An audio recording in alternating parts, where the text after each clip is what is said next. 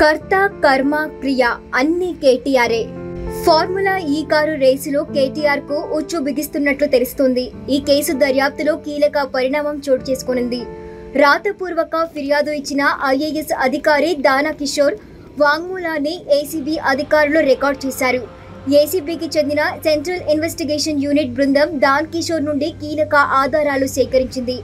రేస్కు సంబంధించి నాటి ప్రభుత్వానికి బ్రిటన్కు చెందిన ఫార్ములా ఈ ఆపరేషన్ సంస్థకు మధ్య జరిగిన ఒప్పందాలు, ఇన్వాయిస్లు 2023 సెప్టెంబర్ 27న నాటి పురపాలక శాఖ ప్రత్యేక కార్యదర్శి అరవింద్ కుమార్ నాటి మంత్రి కేటీఆర్ కు పంపిన ఫైల్ ప్రతులను ఏసీబీ అధికారులు తీసుకున్నారు. దాన్ కిషోర్ ఫిర్యాదుతో పేర్కొన్న ప్రతి అంశానికి సంబంధించిన ఆధారాలను కూడా సేకరించారు. మంగళవారం సాయంత్రం దాదాపు 4 గంటల పాటు దాన్ కిషోర్ను ప్రశ్నించారు.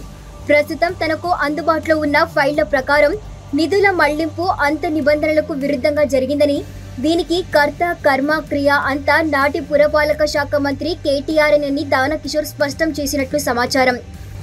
నోట్ ఫైల్ తర్వాత ఒప్పందం జరగడానికి నెలపైగానే సమయం పడితే అంతకు ముందే నిధులు విడుదల చేయడం పూర్తిగా నిబంధనల ఉల్లంఘనమేనని, అనుమానాస్పద వ్యవహారమని ఆయన పేర్కొన్నట్లు తెలుస్తోంది.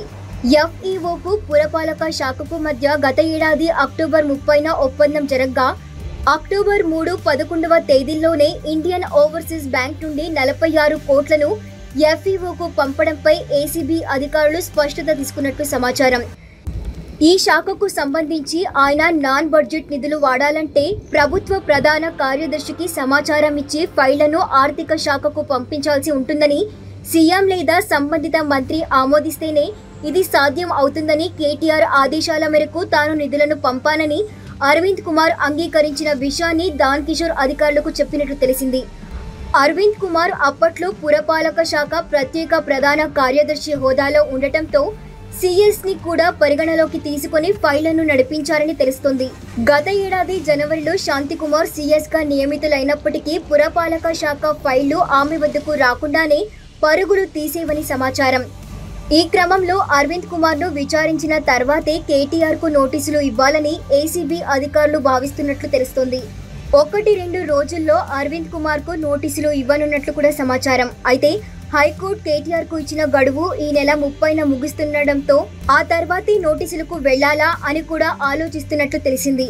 ఇప్పటికే ఈ కేసు నుండి తనను బయటపడేయాలని, అరెస్టు వరకు వెళ్లకుండా చూడాలని అరవింద్ కుమార్ ప్రభుత్వానికి సందేశాలు పంపుతున్నట్లు కూడా తెలుస్తోంది.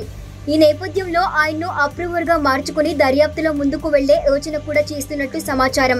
హైకోర్టు గడువు కొద్ది రోజులే ఉన్న క్రమంలో కేటీఆర్కు ముందే నోటీసులు ఇవ్వడం వల్ల ఎక్కువ ప్రచారం వచ్చే అవకాశం ఉంటుందని, కోర్టు తదుపరి ఉత్తర్వుల వరకు ఆగి ముందుకు వెళ్లడం మంచిదని రాజకీయ వర్గాలు ప్రభుత్వానికి సూచించినట్లు తెలుస్తోంది.